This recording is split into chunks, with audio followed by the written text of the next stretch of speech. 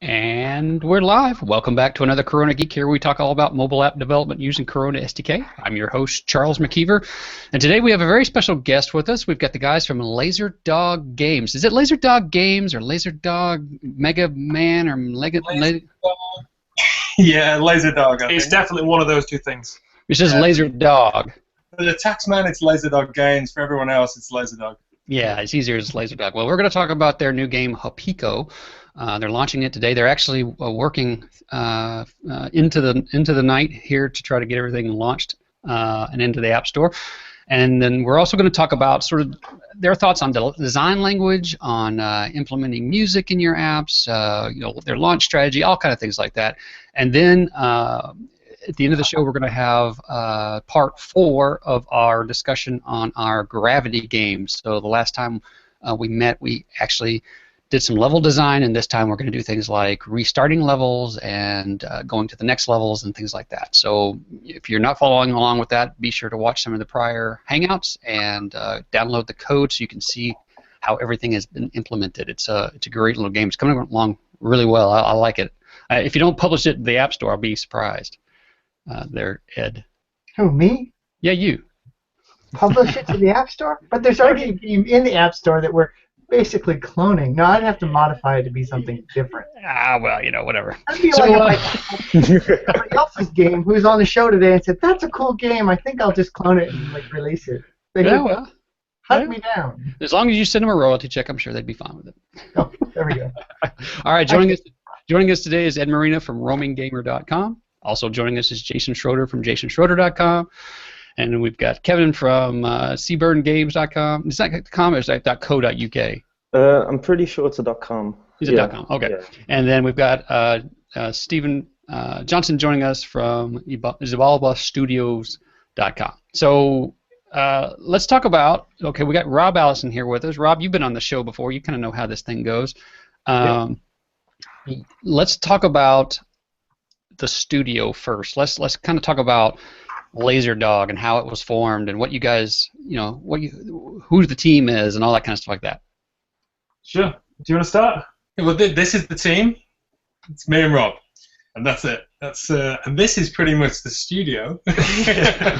We've actually had to aim the screen at the wall just to show you the size of it, because it's a tight little box, isn't it? Yeah. So in terms of what we do, I do the programming and the music, and Si does all the design, all the beautiful artwork and stuff, and sound effects, and together we mash it all together and do all the game design together and try to make it play as well as possible together. And yeah, we do a lot of we both kind of work a lot on game design balance.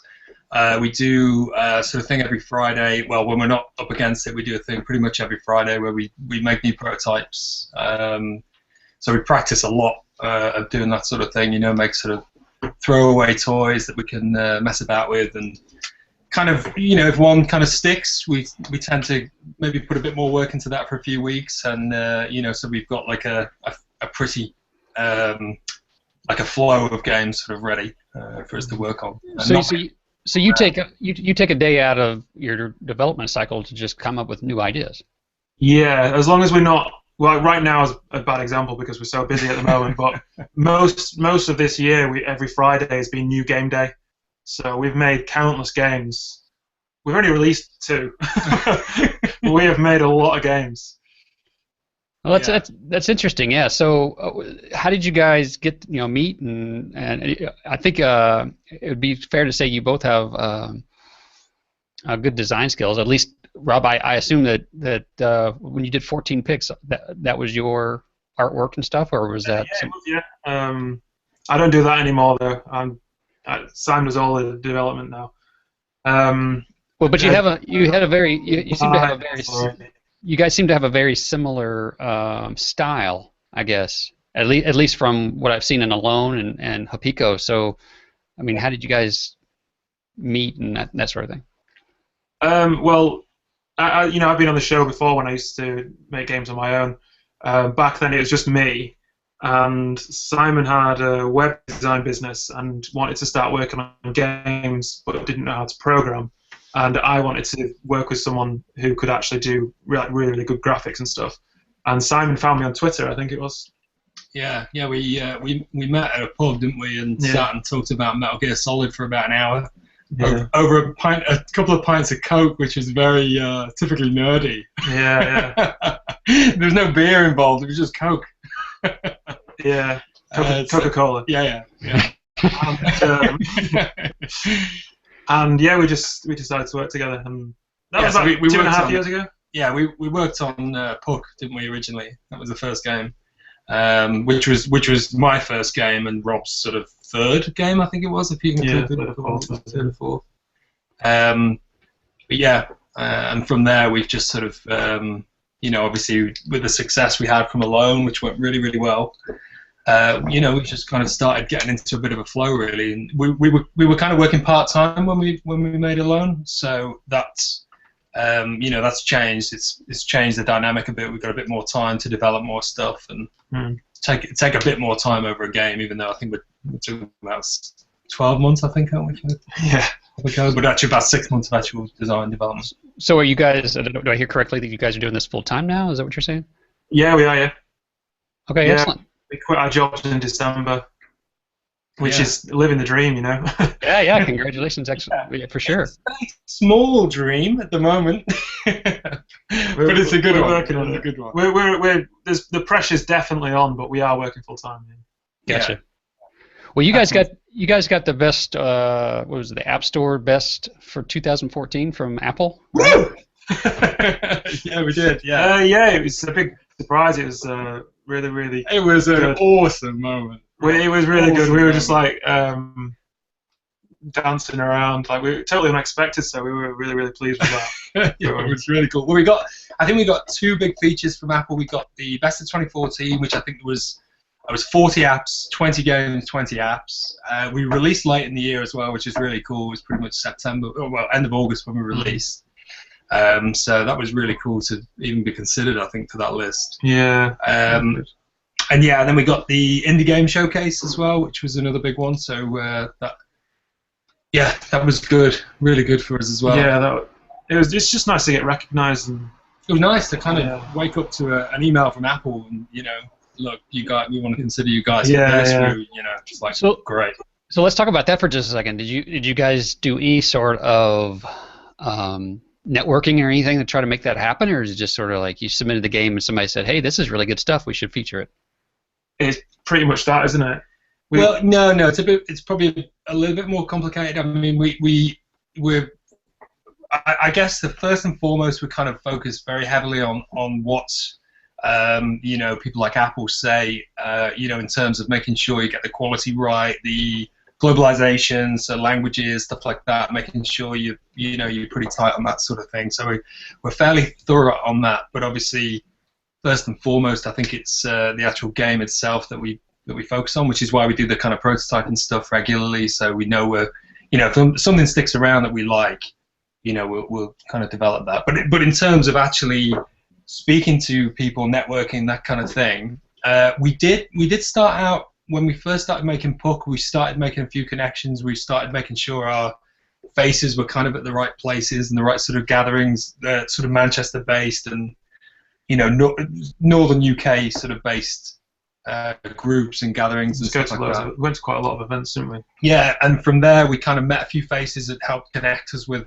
certain people, probably sort of mid-level Apple guys and Google guys and whatever, and that just sort of helped us to kind of get moving with it a bit, really. So yeah, that stuff is really important too. But I think above all, it's about getting that, getting the game right and the look right. And well, you're talking about the quality of the design. It seems like you guys have I'm going to go back to saying a consistent design language. So can you kind of talk us through what the inspiration is for the designs? I mean, what kind of do you like certain geometric shapes, or is there a certain overlays? What's your preference? We tend to start. I tend to start with very simple initial design. I like to look at like really, really simple, minimalistic kind of looking stuff. And generally what happens is we build levels and levels of complexity on top of that, where we try and, you know, add really kind of exciting and kind of heavy action moments to what is actually very, very simple kind of stuff. And because we know we're always probably going to end up there, we're always going to end up layering and layering all this kind of effects and particles everywhere.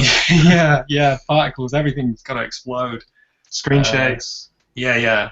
So you know, I think it's fairly important that we start quite simple for two reasons: so that you have some kind of visual clarity at the end of it, and also from a performance point of view. You know, we want to try and get in as many devices as we can, and you know, not kind of have everyone's phones burning up in their hands and stuff like that. So yeah, so I guess it's part of that. But yeah, I mean, you know, I'm a big sort of fan of retro gaming. You know, I grew up with the Amiga and the Super Famicom, well, Super NES, and you know, I think a lot of my inspiration kind of comes from old school games like that, arcade games and things like that. You know, big. And we both kind of feel like that about difficulty in games as well, which seems to, you know, challenging games for us seems to have got a lot thinner. I think, you know, you hear this quite a lot, but over the last sort of 10 or 15 years, and particularly on mobile, you know, it's horribly handholdy on mobile. So for us, that's a bit of a niche. You know, we want to kind of put a bit of bite in gaming, and you know, slipped our slogan in there. That's it, that laser dog way. Well, along those same lines, let's talk about music. I mean, you guys have created an entire soundtrack for HoPiKo, right? I mean, isn't that? Yeah. Yeah. How do you feel about the role of music in the game? I love music in all games. Like I think it makes the game for me really. Like playing Metal Gear Solid back in the day, like that is an epic game, but with the music it's like even more epic. So I just think music really adds an extra depth. It's the same way as it does in film. And I think as soon as you put some music to a game, it can change how it feels. And there's that video of the end sequence of Star Wars without John Williams, isn't there? Yeah. I don't know if you've seen that, and it's absolutely painful. It's really funny, but that definitely sums that up, doesn't it? I think. Yeah. Like when we made Alone, like we started off with it's like really electro orchestral music, and it kind of instantly made the game have much more depth and feel more like faster, didn't it? Faster and more like frantic. Do you guys script out kind of like? I think it really adds to level. Oh, sorry, we got a little bit of a lag there. Do you guys script out like the emotional appeal? I mean, how do you match the music with the graphics? I mean, I realize that music kind of sells it, but how do you kind of marry the two together? I think the way we do it is we make a prototype. Simon works on some graphics, I'll work on some music, and then we kind of meet in the middle. Yeah, we steer each other, whichever feels more appropriate for that particular thing. You know, it's definitely Rob's sort of creative approach on music. He'll just come out with some awesome sound, awesome music, which I'll kind of listen to and think, you know, these graphics, this stuff that I've mocked up just doesn't feel anything like this, but yet, you know, what Rob's produced there is just perfect. So I'll go back and, you know, completely redraw everything and think about it a different way. And that happened with Alone. I mean, the graphics were kind of there, but I remember Rob texted me the first kind of 20, 30 seconds of a track that he started writing, the first track with Alone, and straight away it just added a whole new level of kind of depth to it. As soon as I heard it, I was like, oh my god, we're thinking about this game completely different. It needs to be really dark and quite sinister feeling, and suddenly all the graphics got a lot sharper and nastier, you know, and edges everywhere, because it just sounded really doomy, and it's just, oh, that's perfect, you know, absolutely perfect. So would it be fair to say then that the key to this would be iteration, the fact that you guys can iterate so quickly, you can kind of bounce off each other so fast? Yeah, we're really lucky with that because it's just us two. So yeah, we don't have to, you know, we're not outsourcing things like that. So we can just literally bounce off each other. Yeah, we hate each other regularly, but yeah, we bounce off each other as well all week too. So yeah, it's just about works, isn't it? Just about hold together. Yeah, it's great. Well, I saw that you guys put the music up on SoundCloud and up on Bandcamp. Was that like just to try to get the word out, or were you trying to like? I mean, what were your thoughts there? The latest one. Is what? Is this for the new game? Yeah. Yeah, HoPiKo. yeah. There's like one on Band. You can actually buy the tracks on Bandcamp, right? Oh yeah. Well, at first it was I just was absolutely desperate to get some things out there because we were quite secretive with the game for quite a while, and I don't like that. I wanted us to have more content out on Twitter and everything. So and I was making all this music, so I was like, right, let's share it. So I've got my own personal SoundCloud, which I was sharing on there. And the reason we've got a 4-track EP for HoPiKo on Bandcamp, which is a free download, and that was to coincide with us announcing the game. So that's kind of why we did that. It's just basically more content to put out into the public, so more people are talking about it. So when we release more things, there's it's hopefully exponential interest. I saw. Does Bandcamp allow you to buy tracks as well? Yeah. Yeah, I saw that. I saw that and I thought that's a great option because it gives people the ability to support you outside of the App Store ecosystem.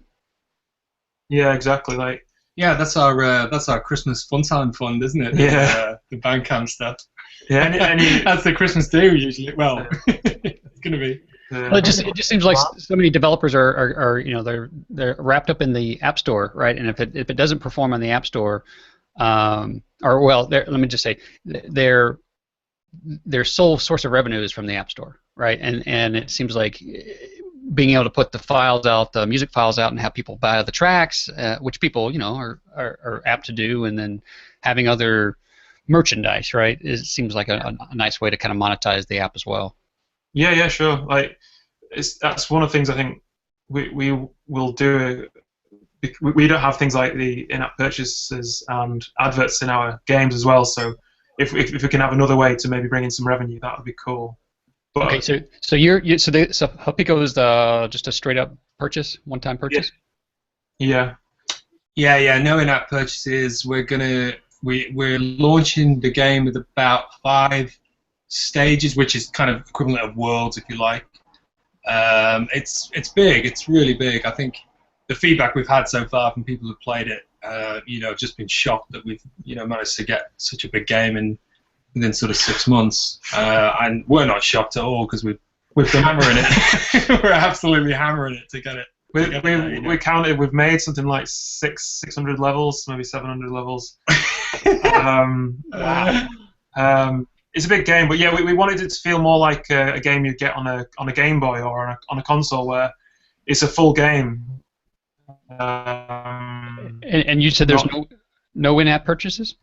No in-app purchases, yeah. Well, there's no room for it in the game. It's going to be a premium game, so I think it would detract from the gameplay in this style of game. I mean, it fits other games, but I don't think there would have been anywhere to put it in this game. So. I think that's something I've always liked about you guys. I mean, even from the time you put out Puck, so I've been a fan, since then. And I like that you took that stance of, even when you were sort of unknown, you hadn't been featured by Apple yet. You just said, listen, it's a good game.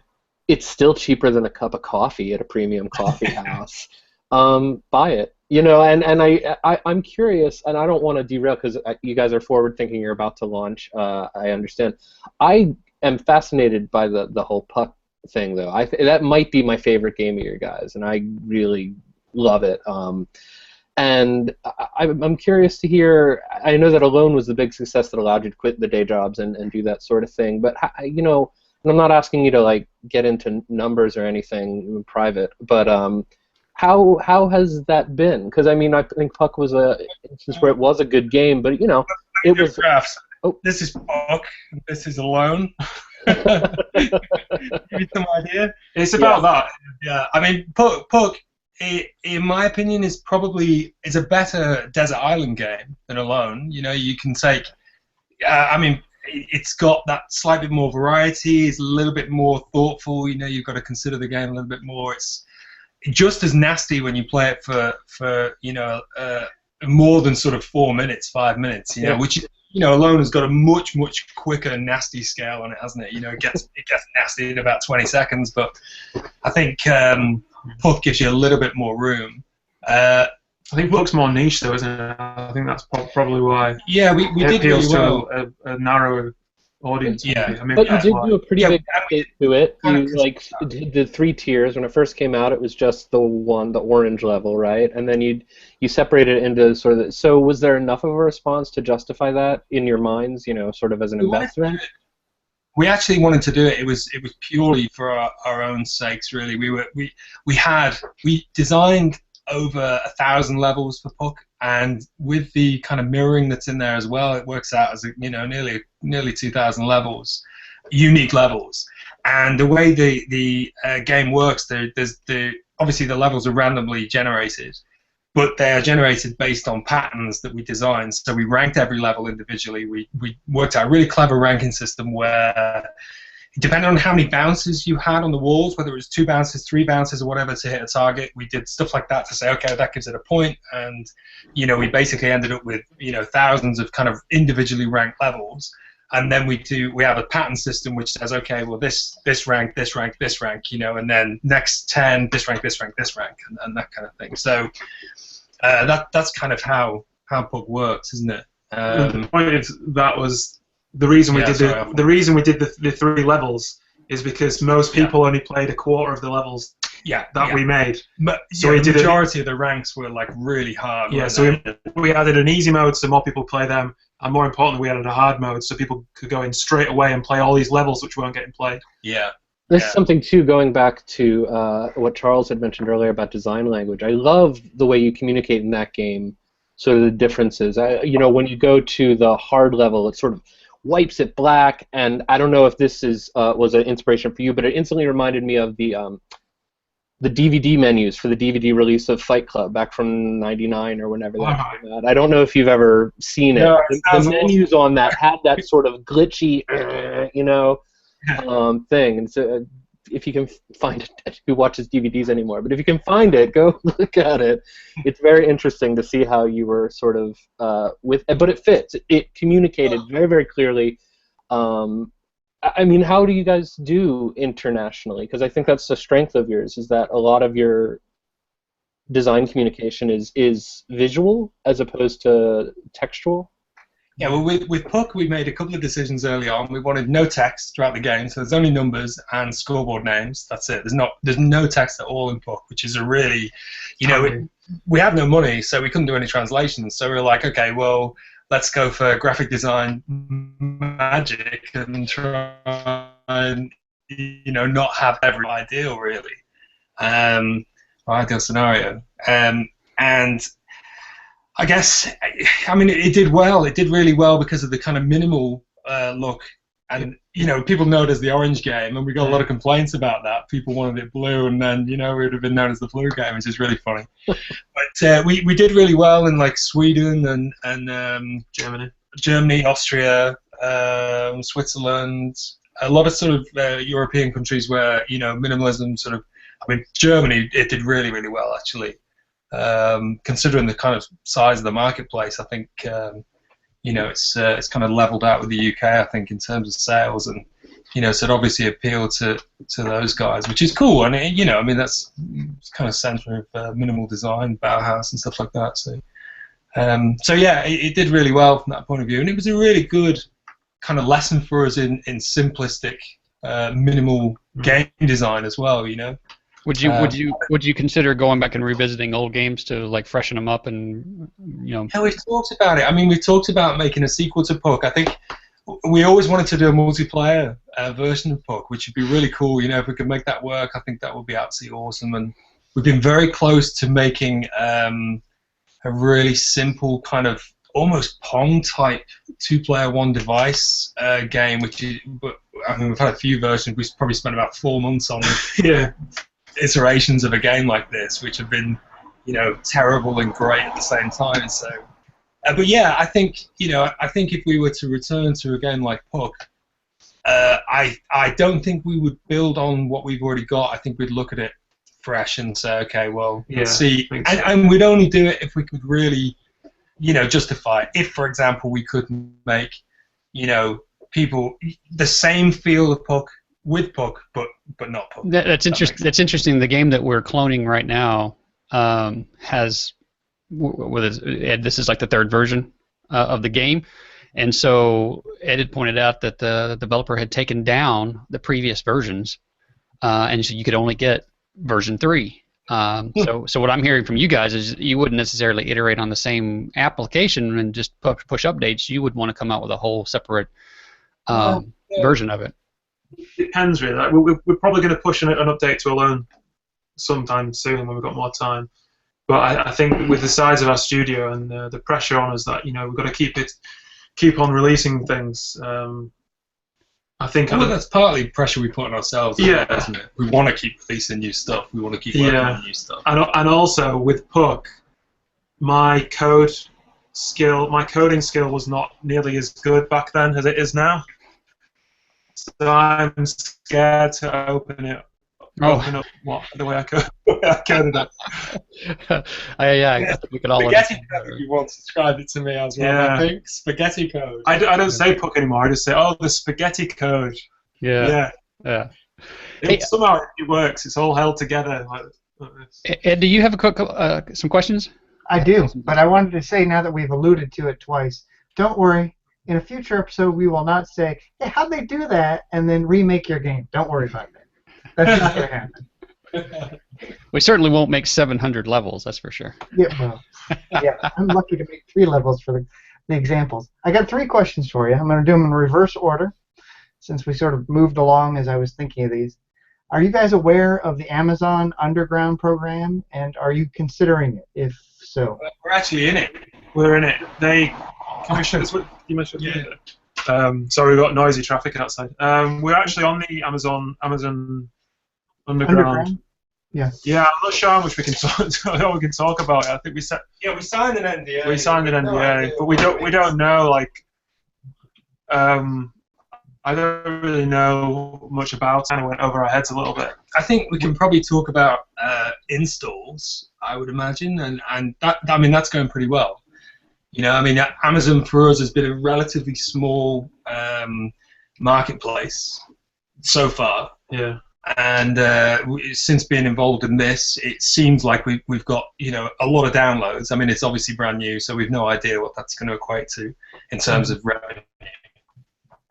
Well, we can definitely, but it's certainly we can definitely talk in general terms. I mean, Amazon has made an announcement that the program's available and developers can participate and stuff like that. And just what do you guys think about that in general? I mean, you think it's good for developers or bad for developers?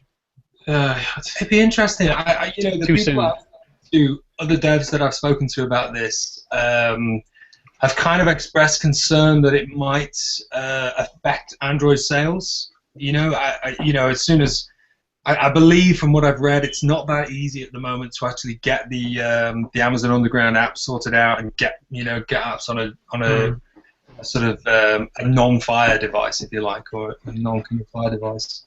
Can somebody briefly explain what this is? You guys want to do it? Go ahead, Ed. Okay, Amazon Underground in a nutshell.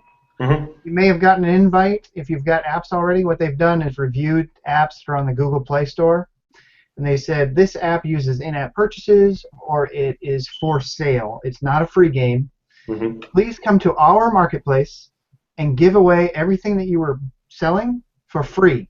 And what we'll do is we will pay you 2/10 of a...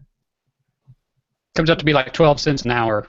Yeah, it's like comes out to 12 cents an hour. That's what the publicly exposed numbers are for this currently. So they pay you based on how many minutes people have been playing your game. So if somebody plays your game for an hour, you get 12 cents from Amazon for that one person. So essentially, yeah, Amazon's paying you. The customer's not paying for anything. Right. So how is Amazon monetizing this? Or they just throw money away? I have not the slightest idea. Yeah, fair enough. I think it's purely to get you in their marketplace, and I think to build their footprint versus Google Play. But there's got to be more to it than that. That's my simplistic view. I think you're right. I think that's what they're looking for. They're looking for acquisition to the Amazon ecosphere, I think. Yeah, So yeah. I'm not sure that's going to last forever. I mean, I don't know. I mean, I can only imagine personally, but Well, they said in their documentation they're committed to this. I mean, anything can happen, but right. right. They also said in there, we're committed to this, and about 10 paragraphs down they said, but we could change it at any time, and if that, 10 hours later you're going to get charged something different. It's like 45 days, but it's something like that. Anyways. Yeah. Well, I think on the plus side, Amazon helped us out a lot to actually get it on there. You know what I mean? They did everything they could to make it really, really simple for us to get on there. And I think, given the fact that it's brand new and the systems that they've obviously implemented relatively quickly, and we were first contacted probably about 4 months ago about this, maybe 5 months ago when we first. Now I feel bad. I only got my invite a couple weeks ago. Oh, no, I feel bad. I've said too much. That's cool, actually, because you guys are like way bigger. But I did want to ask you about that. Since you are going that route, have you had any problems? Have you already done the conversion? Are you all ready to go? Yeah, it's on. In terms of Corona, I think it was. I just stripped out all the Google Play leaderboards and stuff, and then built. The way I read it was pretty straightforward on the coding conversion. Well, I wouldn't say conversion. I'd just say build. Press Command Shift B. You need to have in there. That's how we like it. Right. So it was pretty easy, straightforward. Oh, yeah, definitely, yeah. Excellent. I'm glad you guys led the way. All right, thank you very much. Hey, okay, so 2 more questions, and I'll keep them a little bit shorter. Yep. Rob, for you, music. Do you have a formal background in music? No. I guess I had piano lessons when I was a kid. Here's Rob's piano. So then, music. How did you learn to do this? I mean, can you summarize? It's just like a long lifetime pursuit. I've always been interested in music. I started playing piano like as a child, and when I left school, I joined a band. I was a drummer in a band for a long time. We were like best of friends, still are actually, and just always making music, with my friends. And I was always the guy who would record for us at home. So I learned how to use Cubase back then. So that was handy. Now I use Logic, and it's always been a hobby. And when we started Laserdog, it was never really our intention for me to do the music. Like the music for Puck wasn't by me. And when we were making Alone, I was actually kind of panicking. I was thinking like, well, we need to get some music sorted.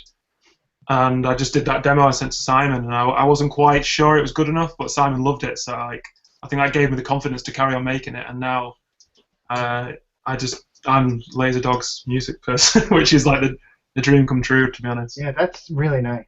I mean, I'm glad for you.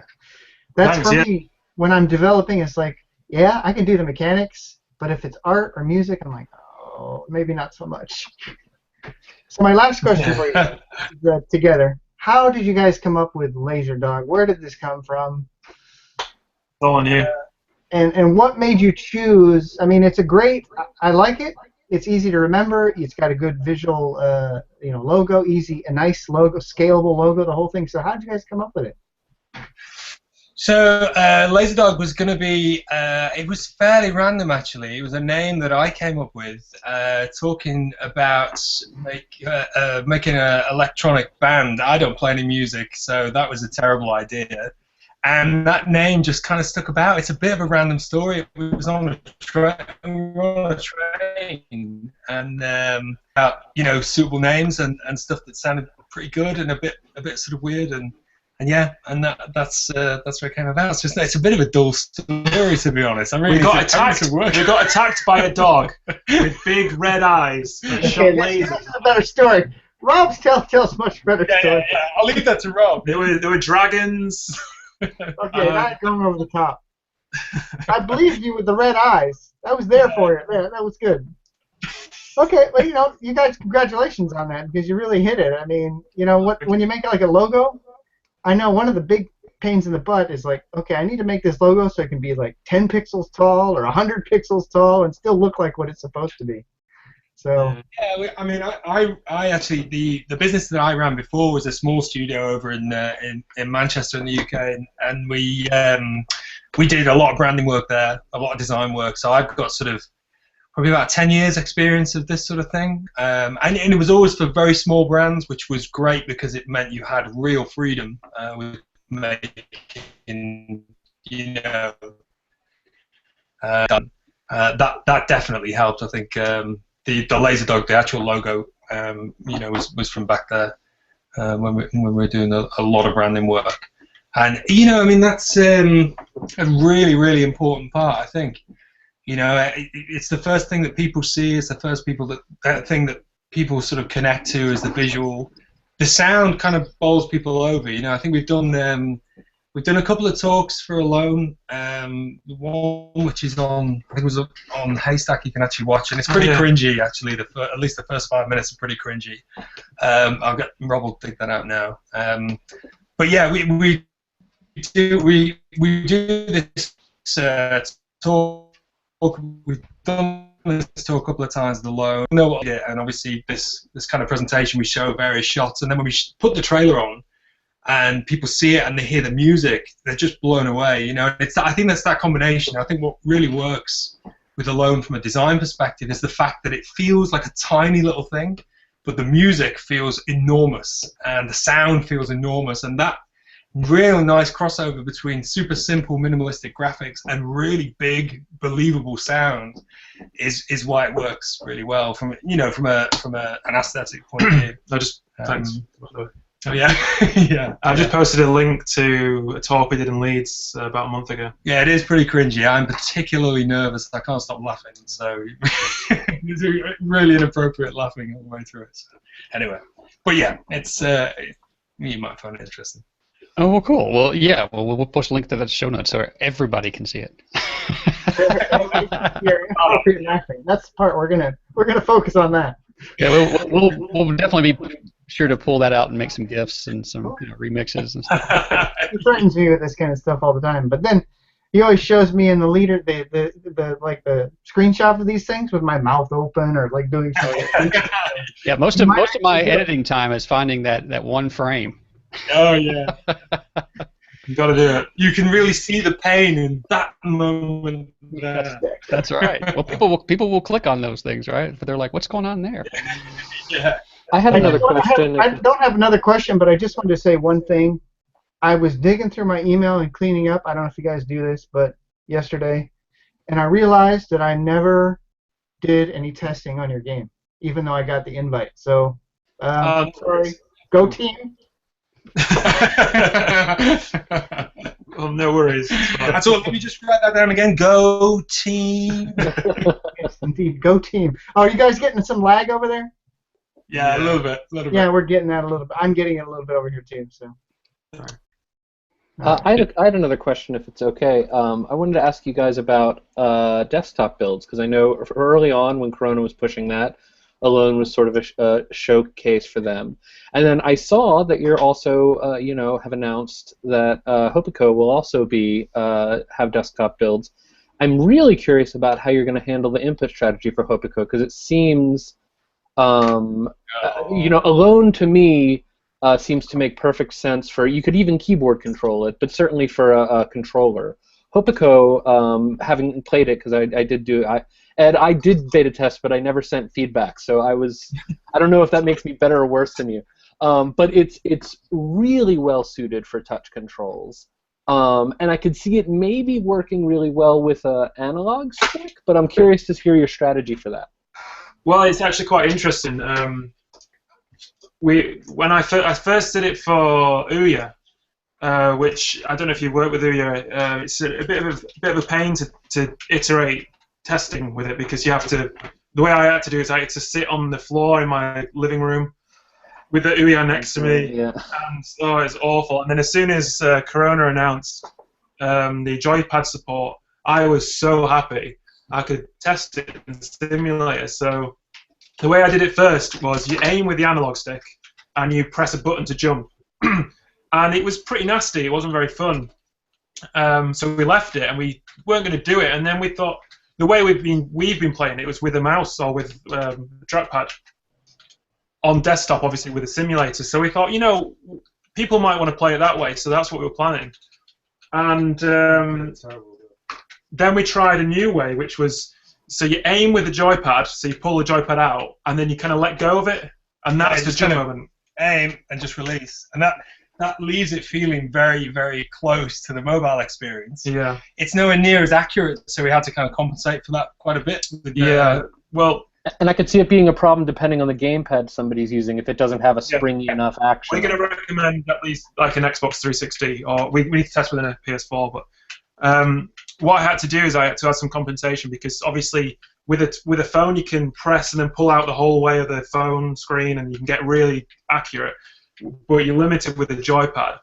So I had to add some very, very subtle auto aim in there, which you can't really feel. You don't know it's there.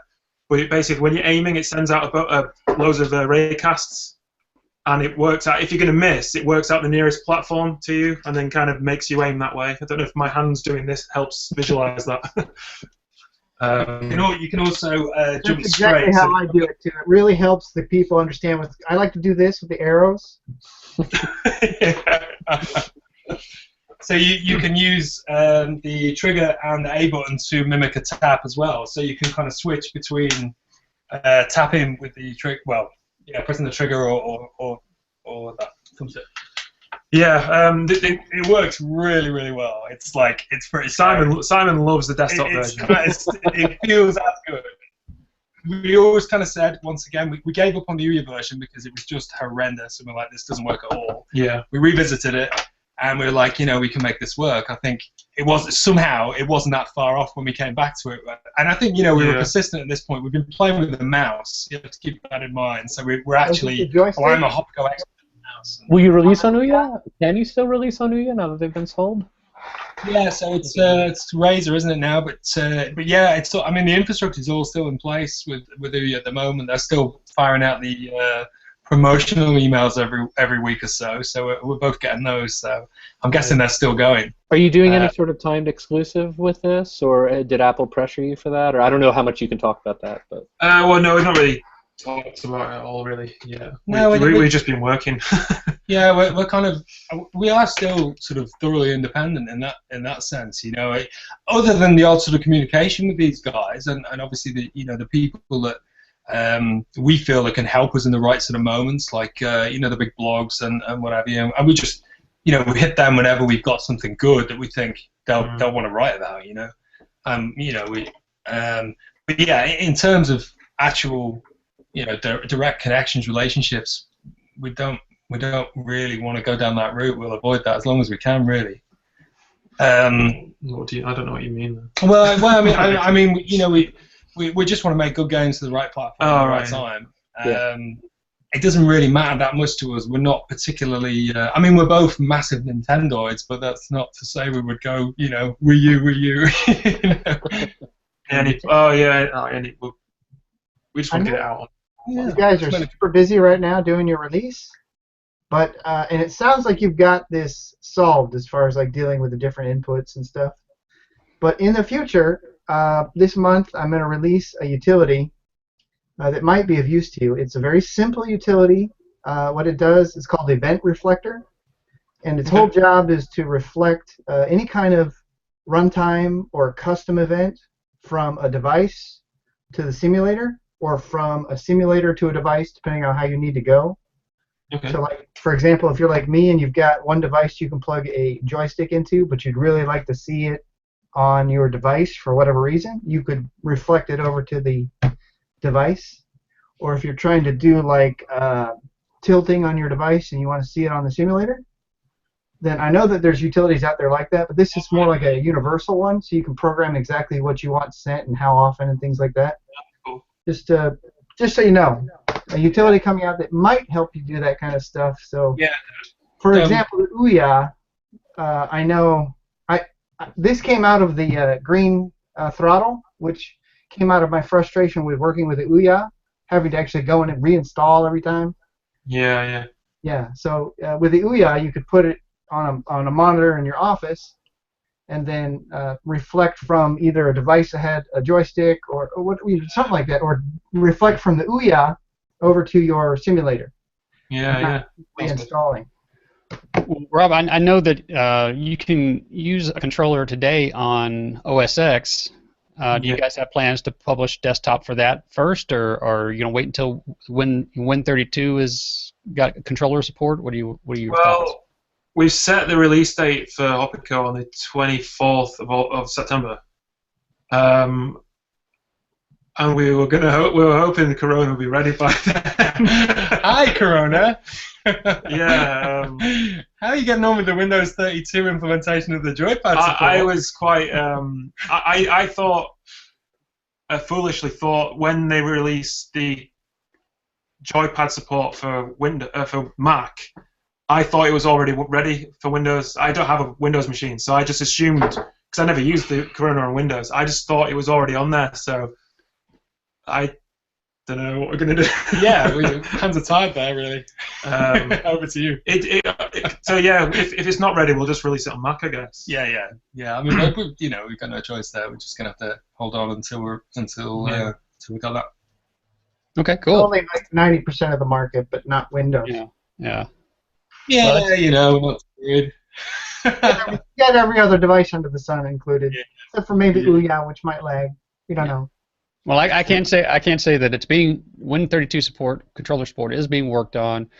It's given priority, and hopefully we'll see something soon. I don't know exactly. We never like to talk about timelines, but no dates promised. It's active. Yeah, it's actively being worked on, and it gets talked about, every week, right? A status update happens every week, and generally when that happens, it's something that's coming, as soon as possible. But you guys would be a great showcase for it. Yeah, absolutely. Yeah, I've already, reached out to Rob and said, hey, which is probably another reason why he was like, what do you mean it's not ready yet? I reached out to him and said, hey, would you guys be interested in that? And they're like, yeah, we'd be interested in that. What do you Yeah, it's very interesting. Well, I'm really, really happy to shout about Corona. I love the framework, and whenever we're at events and stuff, people are always like, so what are you guys using? Unity? It's like, no.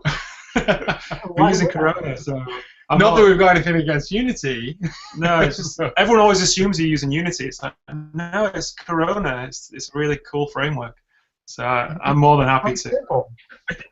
The thing with the Unity thing is the fact that it's 3D, and there's probably a good 35 meg of that kind of initialized file or whatever. We have no intentions at the minute of making 3D games. Right. Yeah. Well, you've chosen the platform that works best for you. The right tool for the right job, sort of thing. So that's good.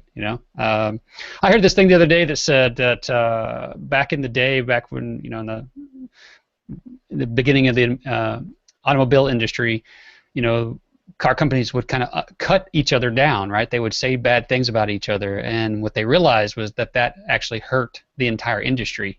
Because it undermined consumer trust and caused all kind of problems, right? And I think the same thing is true in gaming. It's there's different solutions for different things and different preferences and different skill levels, and you choose a tool that works best for you. And I think that Corona, you can iterate quickly and you can get things out, and that's what everybody's interested in. So.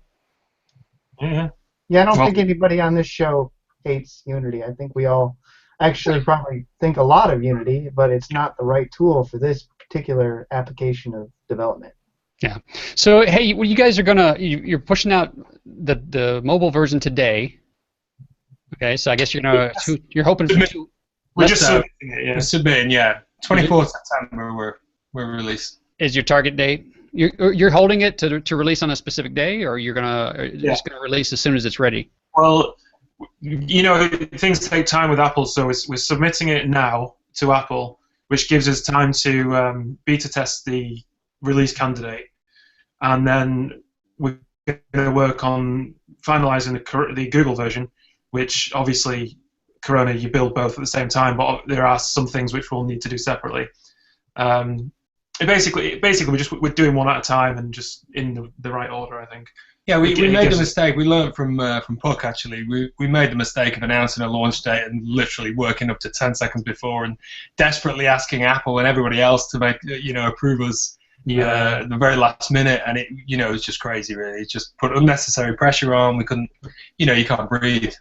So the pressure market's a new game. The way we're doing it this time is the pressure is on us right now, but if we're a day or two behind, it doesn't actually matter, because it's not getting released tomorrow or next week. It's getting released in a month.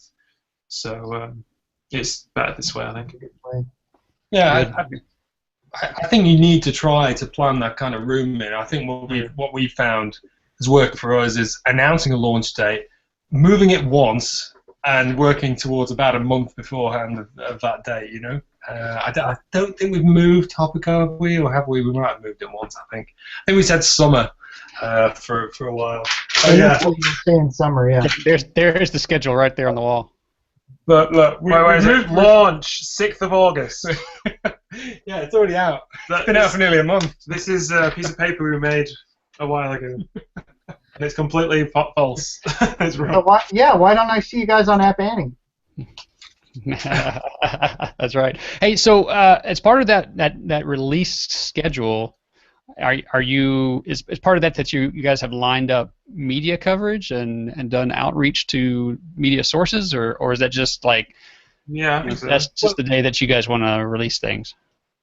No, that's that's what I guess that's it's a date that we just kind of based on roughly when we assumed that we'd be ready. And I think we only decided that probably about a month ago. So you're not saying like, we've got to get this done and this done and this done before we can launch. You're just saying like this is kind of when we think we'll be done, and we'll just put a pin in the calendar. Yeah, pretty much. And that we're kind of working towards giving ourselves a week or so to produce a trailer, and this, that, and the other. We just kind of plot out rough blocks of time to actually create the stuff we need to create. So you guys don't have like a media schedule where you're kind of like, I gotta get a review back from this person, and then I gotta make sure that I follow up with that person. Do you have anything like that? We just kind of email everyone we can with. So we'll make some content to send out. Like Simon does some like really good emails. What do you call them? Email. Especially. Mail. No, it's like where you make it all graphical. It's got GIFs in it and stuff. Oh yeah, okay. So yeah, I do it's got a name, I'm sure. I just do like a a fairly nice sort of promotional email. I as a kind of branding, from a branding background, I like to make sure everything looks the same, feels the same. We definitely made the mistake with HoPiKo of announcing a little bit too early. We didn't quite have the style. Rough style was there, but the color and the feel for everything else wasn't quite there. And we've realized that with this, we've got various different kind of colors about and stuff like that. Which makes it even more important for me to now make sure it's absolutely nailed and it always looks the same when people see it over the next sort of 2 months or next month or so. So yeah, but that's what we do. We put together a nice email, good content. Make sure we get the game across really quickly and the best parts of the game. How we feel or what we feel are the best parts of the game. Deliver that in a kind of boom email and see what sort of response we get back from that.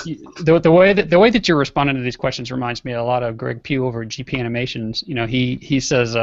I say, well, what do you do to market your apps, Greg? What do you And he says, well, I really don't do anything. He says, I said, well, I see you set up a Facebook page for that thing, and he said, yeah, well, I did that, and I see that you created like this ebook, and I see that you created like all these different things, right? And he's like, well, yeah, I did all those things, but I didn't really do anything to market the book. And I'm like, are you kidding me? That's a good point. So I can imagine when you're saying, well, I just sent them an email, and it's just silver leafed, It's actually clinically calculated in the background. You're right. Actually, every little moment, I'm like, okay.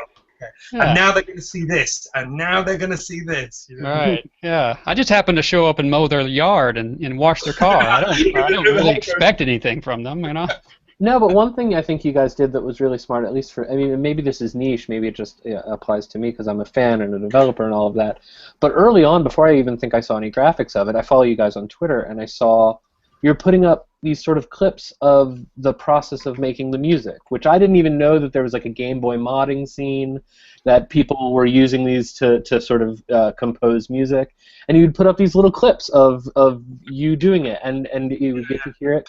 And I mean, I thought of this almost as a music game than anything from the beginning, because that was my first entry point to, hey, we're working on something new and we're working on the music for it, and here's what it is. And I thought that was pretty cool. I mean, it got me interested early on. So, you know, what you're doing is working.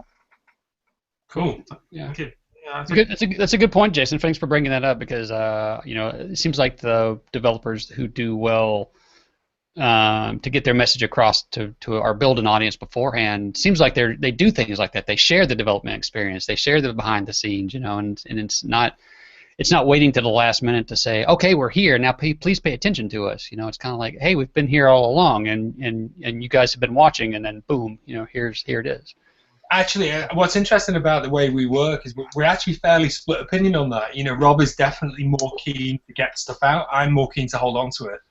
And between us, I think that works well, because, you know, I like to hold on to a nice big chunk of work that people can see and actually get their hands on and be blown away by it. And I think people can be. I think it's a bit risky to kind of keep just drip feeding, give everything away. You already like devalues the main picture. You still want like a big impact. You know, when you actually get it out. You know, you want surprises in there, and you look at great sort of marketing companies, and they're very careful about that. I mean, you know, I often kind of look at Nintendo and the way they market new games, and particularly with new IP. So you kind of favor just enough release to pique curiosity, but then still leave enough for the big reveal. Yeah, definitely. Yeah. It's, I just get excited, and I just want to put it on Instagram. Yeah, you get very twitchy, don't you, Rob? You just want to get something out quickly, and I'm like, no, let's hang on. Yeah. It's fine. All right, well, I think we're going to run out of time. We're not going to be able to get to the last part of development, or not last part of it, but the part 4 of it. But before we kind of close things out, tell us, where can people find HoPiKo, what HoPiKo, or however we're pronouncing it, and where should they follow you online to get more information? Did we get lost? And we lost him. I'm going to paste this link. Hold on, we're having a little bit of lag. Say that again. I'm getting some links for you in the chat. I don't know if people can see the links in the chat, but it's HoPiKo-game.com. Our Twitter is twitter.com/laserdoggames. I'll put them both in the chat. Yeah, so we'll be releasing 24th September. Android, iOS definitely, OS X very likely, PC possibly, Windows 32. Possibly Ouya as well. You know, we might sort of push it and see if we can get on there as well. But yeah, 24th September, and we'll be out. And I think we're releasing. I think it's so we're doing a premium app. It's going to be $2.99. $2.99. I think it's the UK price. So I guess I think a tier 3 or tier 4. I can't remember. I think that's maybe $3.49 in the US. But I'm not entirely sure on that actually. Mm. And then the OS X PC version is going to be $5.99. $4.99, and then $6.99 with the soundtrack. The soundtrack's 15 tracks long. Yeah, the soundtrack is really awesome. Thanks. Fantastic. So you're gonna have a bundle then? You're gonna be able to buy both? Yeah, that's the plan. Like, I've just finished putting the soundtrack together, and it's like a full album. So it'll be like, a bundle. Yeah, I found it, like I said, over on Bandcamp, or portioned some of the tracks over on Bandcamp, and you know, I was the other day while I was working, I just had it on in the background, just playing it. I was, you know, it's good stuff. Stuff. We've listened to it an awful lot over the last couple of months. I can imagine. It's cool. I mean, it's good. You really know, like, if a soundtrack's solid or not when you listen to it like we listen to soundtracks. Well, Well, I tell you what. Thanks, guys, for being on the show with us. I'm gonna sign us off, but please hang on afterwards. I've got some questions for you that, after the show. But everybody, thanks for being here, and thanks for visiting. Be sure to go to laserdog.co.uk. We'll put links to everything in the show notes, and look for HoPiKo coming out September 24th. It's a great game. It's fast-paced. It's a great puzzler, and as we've talked about, it's got some awesome music to it. You're really gonna like it. So. And it looks good. It looks great. It's definitely great was the word I was seeking. Yeah, it's fantastic. So look for that, and thanks for being here, and have a great week, and happy coding. Thanks. Yes.